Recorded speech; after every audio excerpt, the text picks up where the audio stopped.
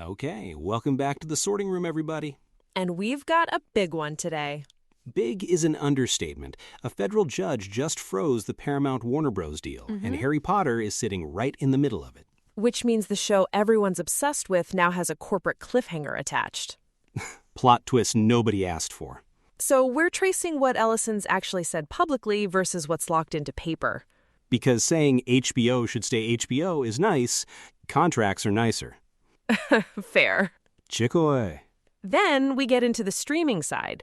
3 brand names in 5 years, and a Friday release plan that might be on a collision course with a 200 million subscriber merged app. That timeline alone is going to bug me all week.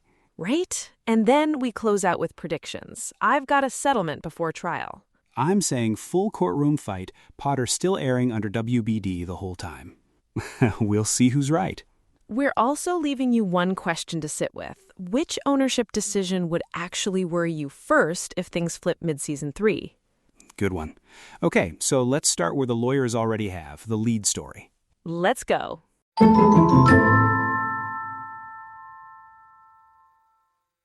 Okay, so a judge just handed Harry Potter fans a 15-month gift, and I don't think enough people clocked it yet. Which ruling? We talking trial date here? Yup. CNN and Variety both reported it Monday. The Paramount-Warner Bros. Antitrust trial is set for March 2nd, 2027. March, not this fall, not even January. March, and Paramount already agreed it won't close the merger until 5 days after that trial wraps, or June 1st, 2027, whichever comes first, according to Variety's reporting on the postponement deal. So no matter how the trial goes, this thing drags into summer at the earliest. Right, and it started with 12 state attorneys general, Rob Bonta out of California leading the pack, suing back on July 13th under Section 7 of the Clayton Act. The antitrust statute. Exactly. And Judge Araceli Martinez-Elguin didn't just sit on it. She granted a 14-day restraining order on July 20th and said, in her words, the states raised serious questions on the merits. And that's the part everyone glossed over. A judge doesn't use serious questions on the merits casually. That's her basically saying the states have a real case. So here's why this matters for a show that's already shooting.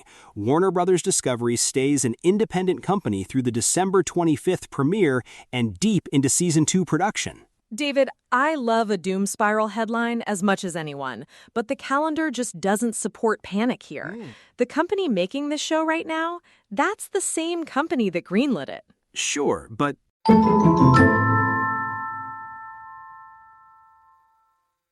So with that trial date buying everyone time, I want to sort what's actual paper versus just talk. Vapor being Ellison's investor call promises? Exactly.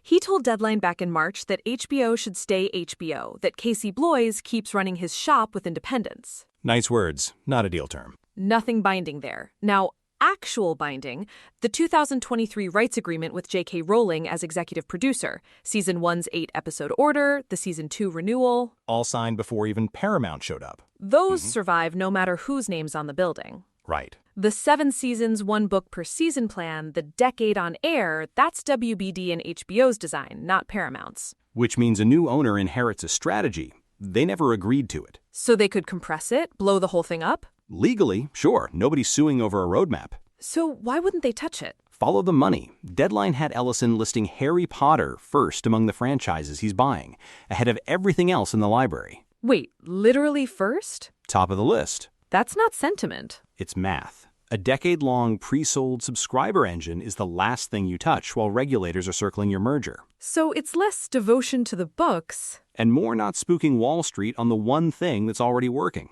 I'm just saying. There it is. Every earnings call is about subscribers, not legacy. Bottom line then, the 7-season plan's a promise. J.K. Rowling's contract and that renewal are the actual leash. And Ellison guarding it isn't loyalty to Bloy's team, it's self-interest. Cold, but I'll take it. So while lawyers argue who owns what on paper, the cameras don't care. They're already rolling.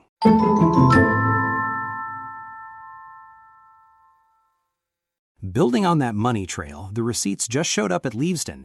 Collider reported this week, citing ProductionList.com, that Season 2 cameras roll in August. On Chamber of Secrets, before anyone's seen a single frame of Season 1. Right. Christmas premieres still months out, and they're already shooting book 2. That's not them getting ahead of themselves. That's the kid clock. Explain. Dominic McLaughlin, Arabella Stanton, Alistair Stout came out of more than 30,000 auditions. HBO's Casey Bloys has said the plan runs a decade, one book a season. 7 kids, 7 ages, one continuity nightmare. And the films already showed the cost of waiting.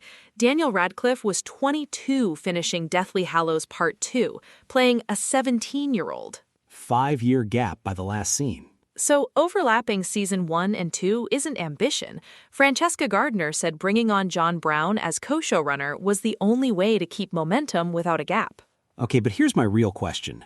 Chamber of Secrets isn't cheap to build. The films had a 30-foot animatronic basilisk head with a moving jaw.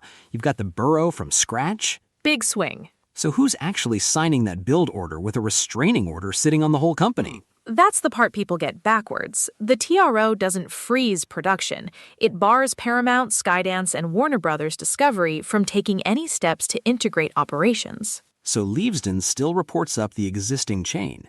Gardner's writer's room, department heads, budget sign-off, same HBO structure it was last month. Which means the real pinch point isn't this August at all. It's season 3.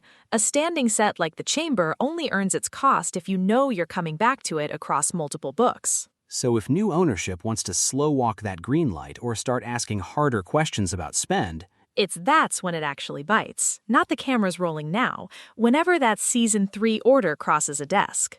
file that away. Speaking of desks, the next fight is over which app this even lands on. Oh, the platform maze. I've got questions.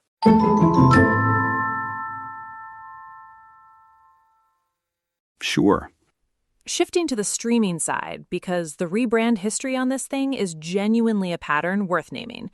HBO Max launched in 2020, got demoted to just Max in 2023, flipped back to HBO Max in July 2025, and then finally reached the UK and Ireland this past March. So the market this show is actually built for got the app 5 months before the show even premieres. Exactly. Third name, same 5 years, and now Paramount wants to fold the whole thing into something else entirely. Right, and that's the part I keep circling. Warner Bros. Discovery's own announcement has Season 1 landing Christmas Day, December 25th on HBO and HBO Max, a slot the current owner picked specifically for family viewing. Big swing, and Deadline reported the follow-up plan is even bolder. Weekly Friday night episodes after that, which is historically a graveyard slot. Which means the entire bet is Sunday prestige energy dragged into a Friday death zone, saved only because everyone already loves the source material. That's the whole release strategy, a weekly ritual, not a binge dump. And here's my problem.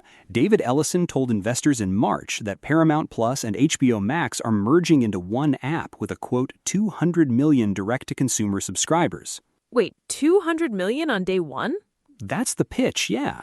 So walk with me. What does a merged app built to feel like Netflix do to a show designed around waiting a week for the next episode? Kills it, maybe. Merged apps push volume and algorithmic discovery. Weekly drops need the opposite. Patience, a fixed appointment. I don't think it kills it. I think it buries it under Yellowstone reruns unless someone actively protects the slot. Okay, but that's the thing. The March 2nd trial date means none of that integration touches Season 1. The Christmas rollout is locked in before any new ownership can even open the settings menu. Fair. Season 1's safe. It's Season 3, maybe 4, where the merged app actually exists and gets to decide. And by then, it's not Ellison's call alone. It's whatever that combined platform's data says works. Which is the one part of this fight that's still genuinely up for grabs. Everything else is contract or courtroom.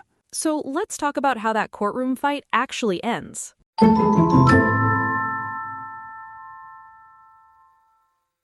Okay, predictions time.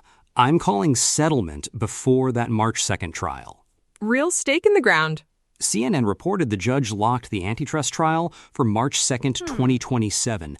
15 months for both sides to quietly cut a deal. I'll take the other side. Full courtroom fight, verdict lands, and Potter still airing under WBD the entire time because production doesn't pause for litigation. Bold. You really think Ellison risks a full trial with that ticking fee clock we flagged earlier still running?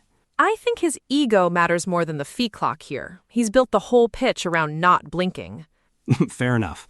Different theories, same result. Potter keeps filming regardless. That part's not really in question. So here's what I want listeners sitting with this week. If ownership actually changes hands mid-season 3?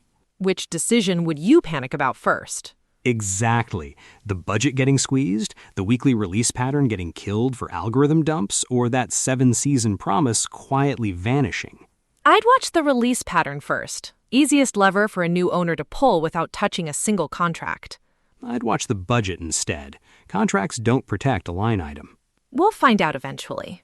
March 2nd, 2027. Mark it.